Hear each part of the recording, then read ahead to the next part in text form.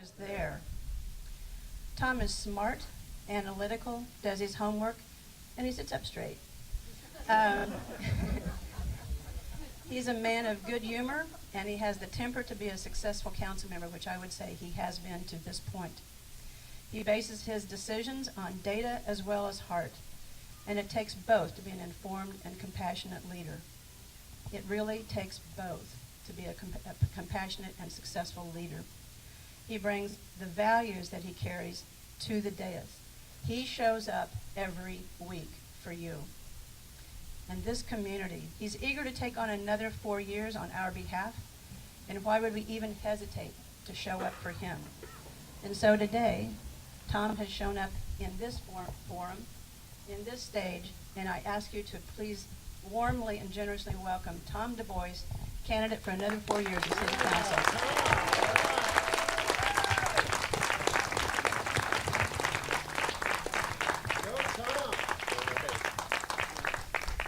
Thank you, guys. I'm truly honored that so many of you showed up today.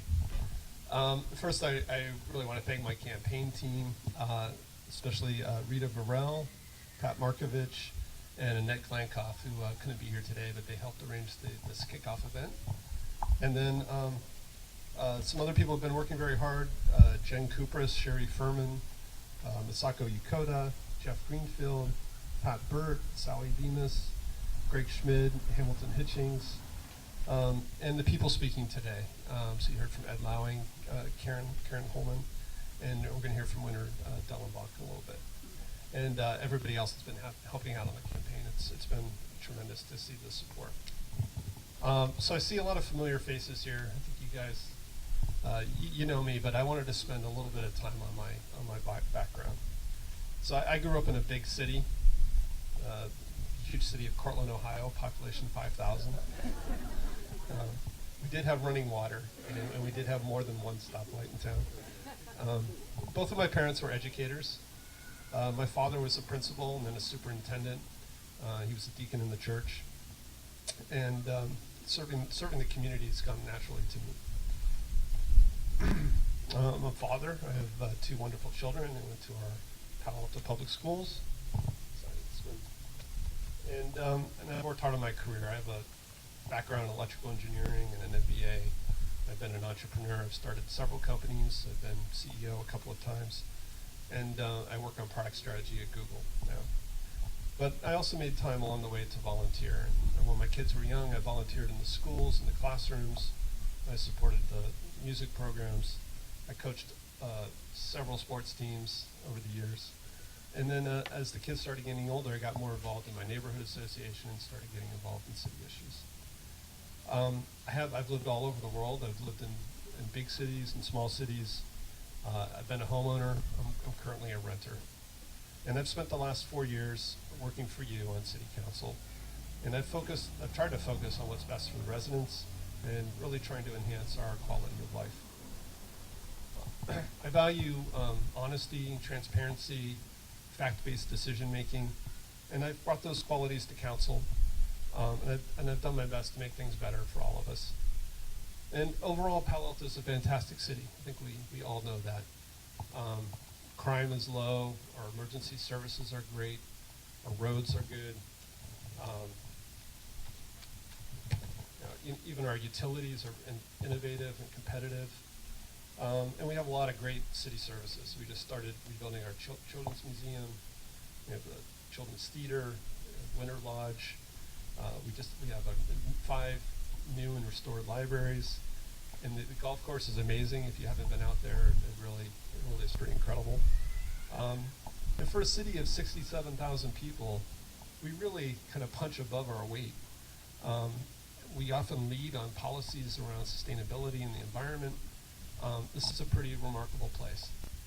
And keeping it so is a challenge and a responsibility that I take seriously.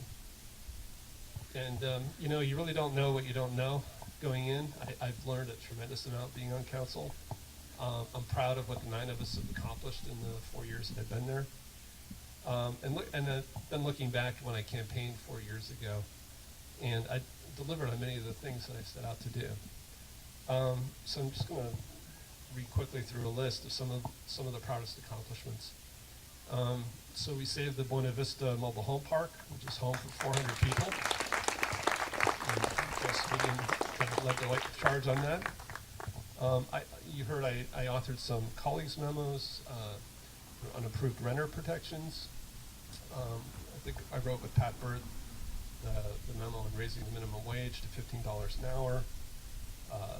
We have a memo now for labor contract transparency, so how we negotiate with our unions, residential parking permits, and we've been trying to reduce commuter intrusion into neighborhoods. I've also focused a lot on water issues while I've been on council. I wrote a memo to transfer some of our unneeded water allocation to our neighbors in East Palo Alto. And for years, East Palo Alto has had a historically small allocation of water. And I've also been working with the Santa Clara Water District on bringing funding to Palo Alto to purify our recycled water. We passed the accessory dwelling ordinance to provide more housing. We passed a affordable housing overlay. And I've been continuing to lead the way on fiber to the home, broadband internet. And it's been slow. For a while, we thought Google was going to bring it. Google backed out. But we do have a business plan coming to council soon. We restarted and completed the comp plan in essentially 3 years. And for me, I kept our focus on our parks, our neighborhoods, and schools. And we also cut down on exceptions. So we ended PC zoning, which was a hot topic 4 years ago. We slowed the growth of office development, trying to blunt the pressures for housing, traffic, and parking. So we've done a lot, but I'm here asking for your vote and your support because there's still a lot more to do. Thank you. So I think you deserve to know where candidates stand, and I want to share with you some of the specific priorities that I want to tackle in the next 4 years. So get comfortable as I go through my 147-point plan in detail. Nah, just kidding. There's only 35 points before the intermission. So first I want to talk about housing. As we talked about, I think we need to really strengthen protections for renters.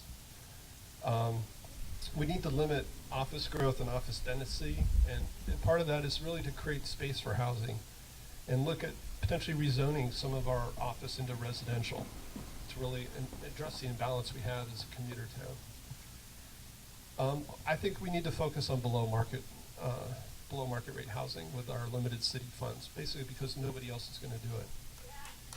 So,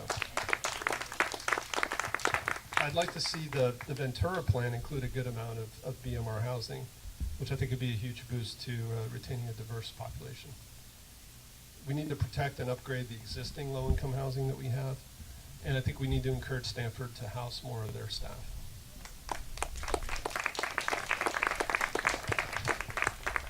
Secondly, in terms of transportation and traffic, we really need businesses to help fund local transportation issues, including grade separations with Caltrain. We need to involve the community more in the discussion. So definitely heard you on Ross Road. We need to communicate better and consider alternatives. And we need to focus again on vehicle flow on our arterials. We need to make sure those arterials are functioning so that we don't get people cutting through local streets, through neighborhoods. And we need to continue to work on reducing parking intrusion into neighborhoods. Third, really want to keep our city and school district working well together. I mean, historically, the city has done a lot to support the schools. We need to continue to work together on safe routes to school, traffic guards, our middle school sports programs, and safety on the train tracks. But we also need to start engaging seriously on Coverly. Coverly is a huge opportunity, not just for South Palo Alto, but the whole city. And we need to make sure that we can really create resources for the school, community center, and then a bunch of shared services like the playing fields, the art studios. And I'd really like to see us include more senior services at Coverly. We need to get teacher housing built.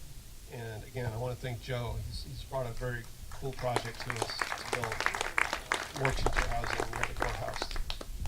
And again, I think the city and the school district need to be united on the Stanford expansion and to make sure that the impacts in the public schools are funded.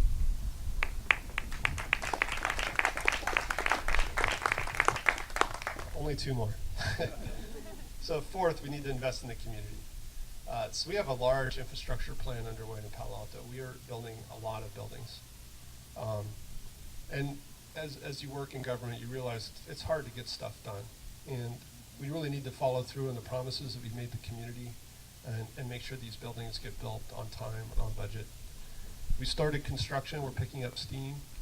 So we're working on 2 firehouses, a police station, a bike bridge over 101, 2 parking garages, the Baylands Interpretive Center, and the design for rebuilding a Coverley has begun. We got to get the History Museum funded. Palo Alto is ground zero for Silicon Valley. We're almost there, but we got to get the museum done. We need to revitalize the animal shelter.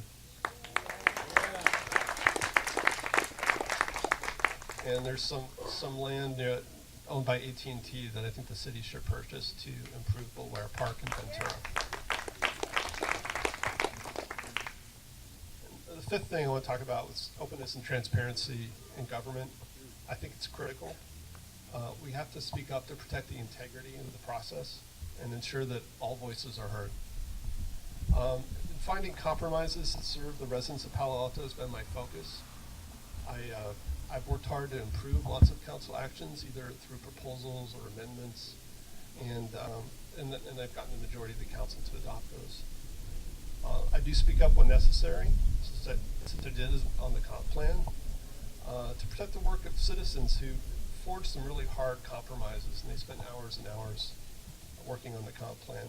And I think we ended up in a bit better place because I did speak up. So being in public office, you can find yourself accused of many things. But one thing I haven't been accused of is not doing my homework. So I work hard, I prepare, I listen.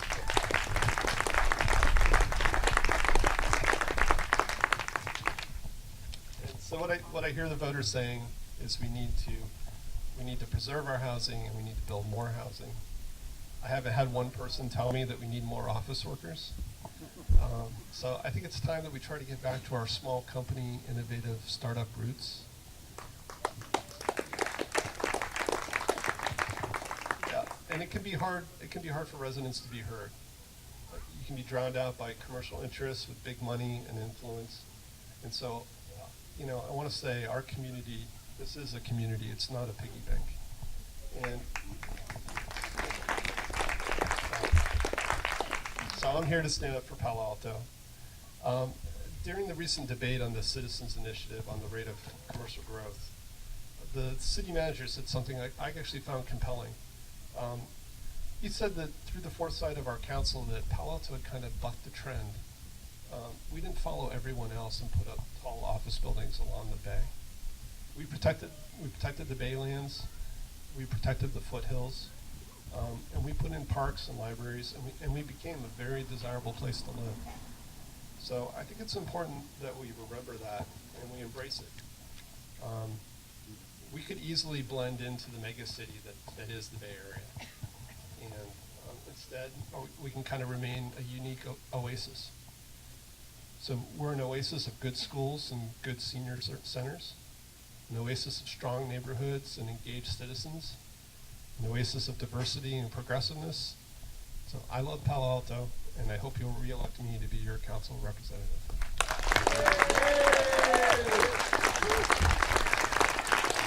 One more year. Let's go, Palo. Let's do it.